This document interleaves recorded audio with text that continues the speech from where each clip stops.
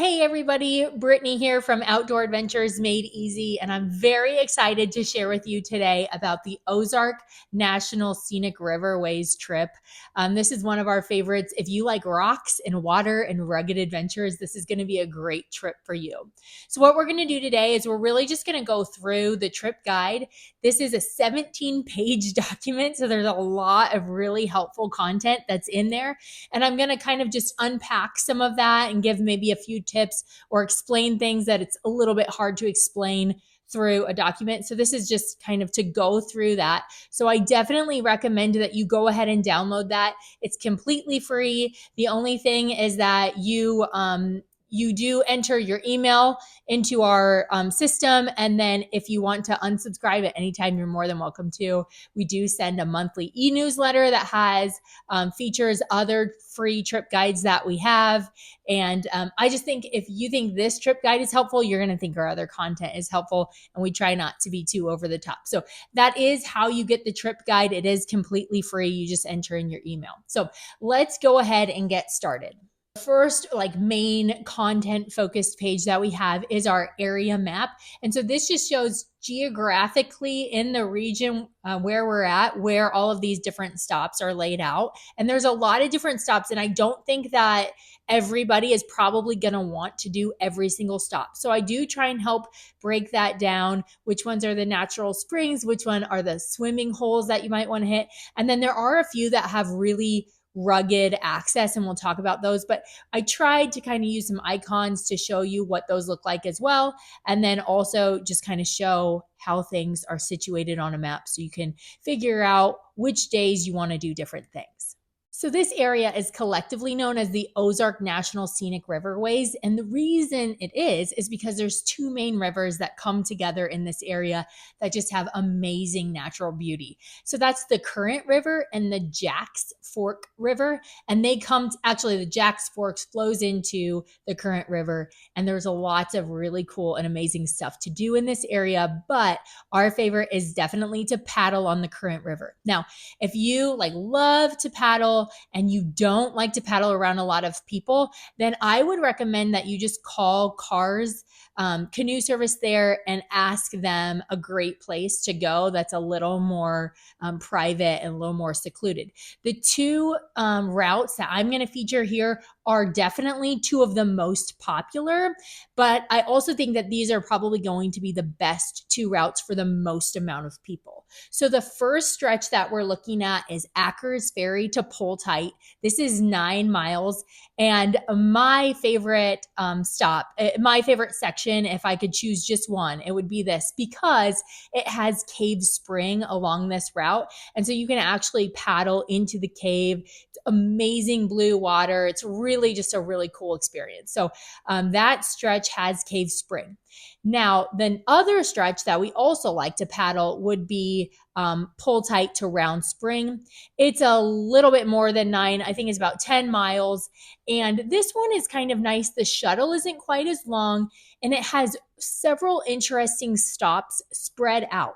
So if you have younger kids with maybe a little bit shorter attention span, this is probably going to be a better route for you just because there's things all along the way to do. But both beautiful. And if you like to paddle a lot, you could actually do both of those in one day. It'd be a long stretch if you have kids. I wouldn't recommend it unless they're geared for that. But just two really awesome stretches, both back to back on the river there.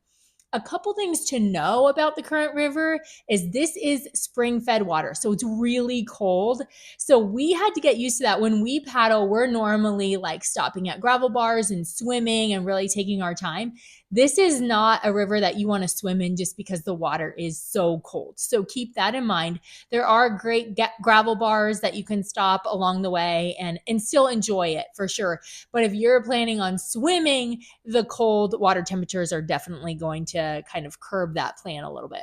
The other thing about this section is there's not really any rapids, but I would say there's a few riffles. So it's not a super technical stretch. And we highly recommend working through one of the outfitters out there. We really like going through cars. They have been fantastic. We've used them every time and had no problems at all. So we definitely recommend going that route. And I think if I were you, I would plan the trip around paddling the Current River because it's just so fun. Okay, now we're just going to kind of rapid fire go through the different stops featured in the trip guide. So the first one is Alley Spring. This is just a beautiful area. There's this historic red mill against the color of the blue spring, and the green foliage is just absolutely stunning. So this is just a cool place to go just because the view is beautiful.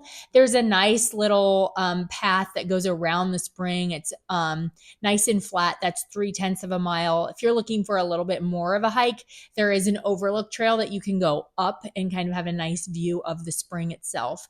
There is camping here at Alley Spring. And if you are able to go in the warm season, you should check the hours, but the spring or the mill itself, you can tour when it's open. If you have a national parks passport, you can stamp that in the mill there. So definitely try and hit that when it's open as well. There's an old schoolhouse on the grounds. But this is a really great, it's nice and accessible. It's great for young families, and it's just a beautiful stop. So I would definitely recommend Alley Spring. The best swimming hole is definitely Rocky Falls. This is probably one of our favorite swimming holes in this state, but it is definitely not a secret. So I would not recommend going here if you have a young family. I would not recommend going on the weekend. So like Friday night, Saturday night, I would try to avoid that time frame. And if you can go midweek, that's just the best. But it's really a fun place. The parking lot, the waterfall itself is right off of the parking lot. This is considered a shut-in, so the river itself constricts to this volcanic rock that is really, really hard, and so the water is like flowing over this, and there's these nice little chutes that you can sit in and kind of do these natural water slides. So it's really fun for the kids. But some of the areas that the water flows over the rock are super slick. So you need to be really careful, because if you would lose your footing and like hit your head or something, that would be extremely painful. So you do need to use caution around the falls.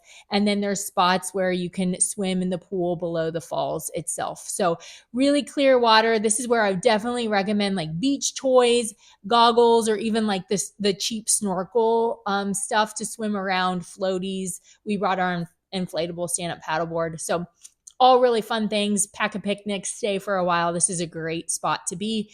If you're into hiking, there is an out and back trail. So this takes you to an old mill. So you could check that out. And since it's out and back, you can just walk as far as you want and head on back if you want to extend your time there. Next up in the trip guide is Echo Bluff State Park. This one really kind of feels like an anomaly to me. This was purchased by the Missouri State Park System in 2016. So they put a ton of money into the amenities there, and it just has a different vibe. So if you like the outdoors, but you're a little not into roughing it as much, you're like more glamping and that sort of thing, this is probably going to be a great place as a home base for you. So overnight options, they have a lodge, which is going to be your closest thing to a hotel. They have a new campground, and they also have cabins, which like could really hit any variety of group sizes that you have. Also there, they have a playground, a splash pad, hiking trails, bike rentals, and a little rental shop there on site, as well as a restaurant. So a lot of amenities, like I said. We didn't stay there, but we did go check it out, and we really liked playing at Sinking Creek. So this is a spring-fed creek as well, but it's definitely not the same cold water temperature as like Current River or even Jack Forks can be sometimes. So we really like to just go in there and kind of creek hiking and checking that out. Bring all your beach stuff, the goggles, floaties. It's pretty shallow water. I mean, you'll have to make a decision based on your kids, but my kids could touch almost the entire way, and there really wasn't much current. So this is kind of just a fun place to spend some time playing in the water. Next up is Round Spring. So this is going to be your best chance to see the wild horses that kind of roam in the area here. We have yet to see them. It's probably because we're not really morning people, but we have seen a lot of the droppings from them, so we know that they're there.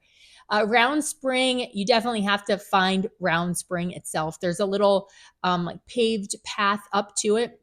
When you first get there, you might think that you're seeing the spring, but it's actually just the water coming out from like this natural bridge. And you keep going up this path to an overlook area, and then you're going to be able to see down into the spring. And it's a really circular, really beautiful blue spring. So make sure that you find that. And then also, if you're into caving, they do offer cave tours seasonally here. Both times that we've been to Round Spring, for whatever reason, there's been different reasons, we have been unable to do the cave tour because it was closed. But I have read great things about it, and it's really not that expensive. So this would be kind of a nice thing to do, especially if it's a warm day, you need to get out of the heat in the middle of the day. That would be nice to do there. You can go ahead and go to their website and see about purchasing tickets that way.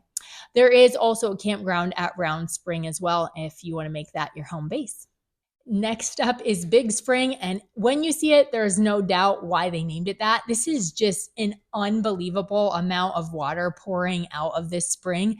This is one of the largest in the United States, and it's just amazing to see. You can see the spring right from the parking lot. So super accessible if you have young kids that don't want to hike a long way but have a huge reward in what they're seeing. This would be a great stop. There's some really awesome CCC era history to this park as well. And it is a little bit out of the way. It's the probably farthest there, but on your way there, I would definitely recommend that you hit the Twin Pines Conservation Education Center. And they have some great outdoor exhibits like an interpretive trail. And then I do know that they're renovating, but they had some really cool inside exhibits as well, really geared for young families. So that's a great free stop to check out on your way to or back from Big Springs. Okay, next up is the Blue Spring on the Current River. There is a different Blue Spring on the Jack's Fork, but this is Blue Spring on the Current River, and this one is absolutely beautiful. Now, this one does have a gravel road entrance, so if you are like in a minivan like we were, it's a little bit rough to get there. I would recommend like a four-wheel drive or high clearance vehicle. And I'm probably our mechanic would as well. But we did make it in our minivan, and I've seen others do it as well. But this is Blue Spring, and so it's a quarter-mile hike kind of along the Current River, and then it turns back up toward the spring itself. When you see the spring, you will be amazed at the blue color of this spring. It's really deep, 310 feet. They say the Statue of Liberty could stand in the spring and still her torch would be covered by about 5 feet of water. So really, really deep, which is what gives it that beautiful blue color. There's like a deck that you can go out and stand on and take in the view, and then a little short little scramble up to see the spring from a different angle from an overlook there. So beautiful area. It's a nice little hike. A lot of the other areas don't have hikes that hit that kind of distance. And so we really liked that. And this is more secluded as well. So that makes it a little bit more peaceful. Okay, so next in the trip guide, we took two stops that are close in proximity that have similar things to them, and we lumped them together. So that's Buck Hollow and Blue Springs on the Jack's Fork River. So these are both swimming holes. If you're not interested in swimming, I would go ahead and skip them because that's really the primary use for these. So let's start with Buck Hollow. This one is right off a main road. It's actually a canoe and kayak access there, but there is a nice little swimming hole directly across from the gravel bar there. And then you can also like creek hike or river hike up underneath the bridge. There's a nice, little bit more quiet swimming hole up there as well. So that, and then also the Blue Spring on the Jack's Fork is a little bit similar. That one is a little bit more rough access to get there. It's off of a gravel road.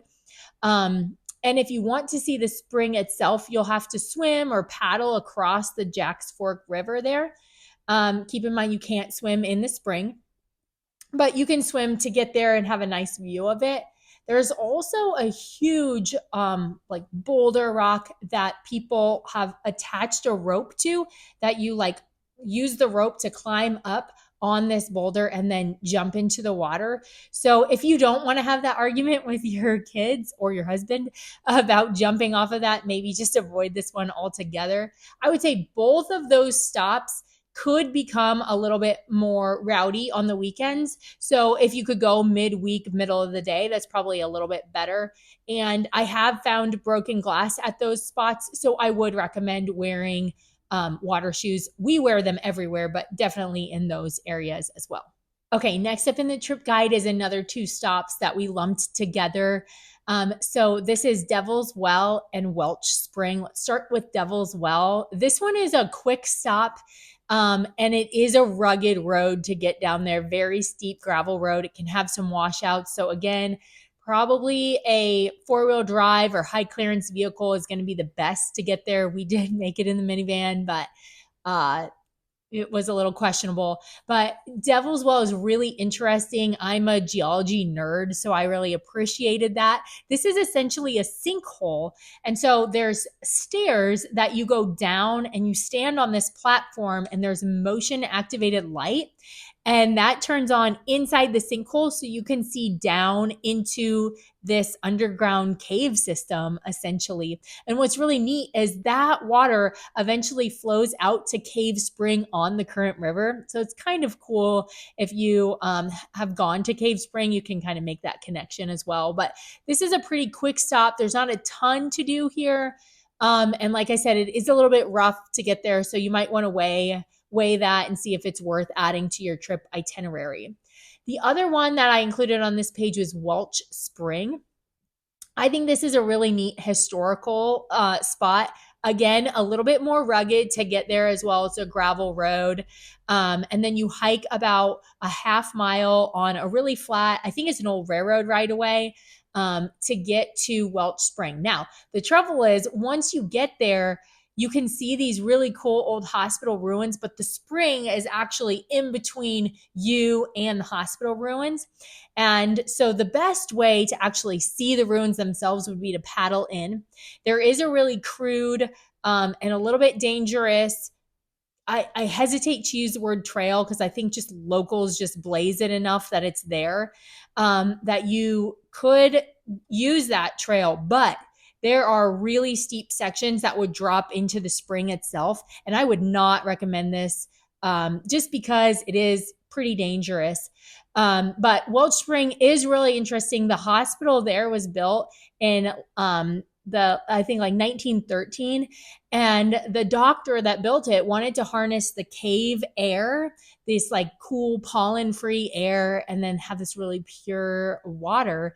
And it could help heal people with like asthma or tuberculosis or hay fever. And he was really ahead of his time, but what was against him was how rugged the area is there. And it was really hard for people to actually access that area. So it's just ruins now. And it is really interesting. But again, this is probably not one I would do with young kids. If you have people who are super interested in history and just kind of want to check out that hike, it is very interesting, but it's probably not going to be everybody's cup of tea. Next up for the trip guide is our trip tips page. So this area, like I said, is so fun, but there's also like very limited cell service available. So if you rely fully on your phone for maps, I would recommend downloading ahead of time and also having printed maps just as a backup. I think that's always a good idea, but especially here where cell service is limited, that's going to be really helpful.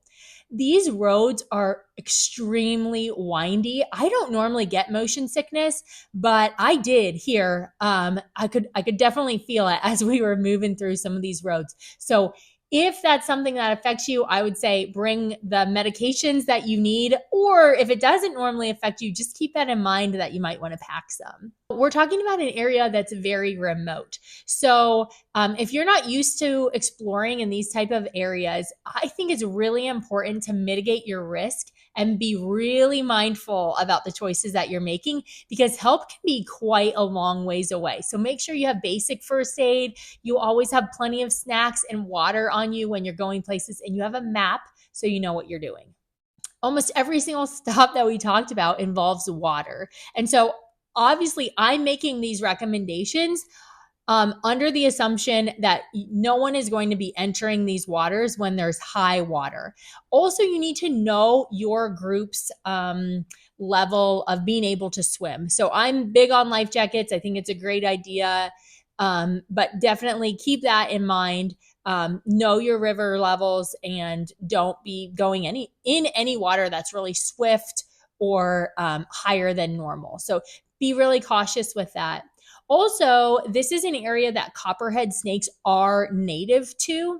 So sometimes for people, that's a little bit of something that they need to get used to. I don't think it's anything that you really need to lose sleep over, but it is something that you should keep in mind. So when you're hiking or climbing around, keep in mind that when you're putting your hand into rocky crevices, that's where copperheads love to be. So just keep that in mind and just be a little bit more cautious when you're there. The last thing I would say is definitely if you are able to visit midweek, you're going to enjoy it a lot more. There's going to be a lot less people there. So that is definitely something, if you can plan your trip midweek, I highly recommend that. I know I said last thing, but I did think of one more thing that was in there that I wanted to mention. And that is there is no swimming in these natural springs. They are a really sensitive ecosystem. And so the springs are all areas that you get to look at and enjoy, but you don't get to get into them. So all of the swimming holes are in other areas that it is okay to go ahead and swim. So don't be dipping your toes into the actual natural springs themselves. Next up in the trip guide is where to stay. If you're looking for your name brand, big name hotel chain, you're not going to find it here, which I think is part of the appeal, but maybe not to everybody. If you're looking to go camping, there's lots of different camping options. Alley Spring, Round Spring, and Big Spring all have campgrounds. And there's a few other more rugged ones tucked in different places as well. So I think you're going to have no problem finding a great camping location. There's also Echo Bluff State Park has a new campground. They also have a lodge, which is going to be your closest thing to a hotel experience. And then they also have cabins, which feature lots of different group sizes. So that if you're looking for a little bit nicer, more amenities, Echo Bluff State Park is probably going to be your pick. We also like staying in different VRBOs, Airbnbs, cabins, that sort of thing. My recommendation with that would be two different things. If you can be closer to Eminence, that's going to help you when you're planning out your route so you're not spending a bunch of time driving. And then also, I would highly recommend, especially if you're going here with kids, to get a place that has a washer and dryer. My kids went through multiple changes of clothes each day, and each pair was like stinky and wet from all of the water. We had towels. And if you didn't have a washer and dryer, you're going to get to the end of the week and your laundry is going to be a big problem. So washer and dryer is a really good idea when you're in this area. Next in the trip guide, we have our packing list. So there's lots of good information in there, but there are a few things that I want to pull out and really talk about. And that would be if you're planning on swimming, one of the things that we overlooked the first time we went there is the beach toys. We ended up swimming at a lot of places where the kids would have used like the snorkel goggles or just goggles to see through the clear water. Beach toys and floaties. We used our inflatable stand-up paddleboard quite a bit on this trip. So those would be things that I would recommend packing. And then also on that list that people might not necessarily think of is a plastic tote, like a big plastic tote. We keep this in our van. And then when we go out on our adventures, if the kids use their swimsuits or toys or any of that stuff and it gets wet, we go ahead and put that all into the plastic tote, and then it's not getting everything in our van like wet and stinky. So that is something that is like an easy thing to throw in, and it can make a big difference. So those would be the main things that I'd want to pull out from that packing list, but you can go ahead and flip through that. You probably have lists of your own, but maybe there's some things on there that you hadn't thought of yet. Next up is our car camping packing list. I know that's not going to be for everybody, but if you are camping in the area, I always like to include that in our trip guides because I think it would be really helpful if you are camping. So that really wraps up the trip guide itself. I hope that this video and the trip guide are really helpful in helping you plan an awesome family vacation. Now, I'm going through the lens of a family vacation, but I think any age could use this information and it could help them. So thank you for watching. And I would love it if you could comment and let me know if any of these tips were helpful, or if you've been to the area and there are things that we've missed that you think should have been featured. I always like to know if there's some hidden gems or things like that that we missed out so we can plan another trip back to the area and check them out ourselves. Anyway, thanks for watching, and I can't wait to hear how this trip guide helps you plan your next outdoor adventure.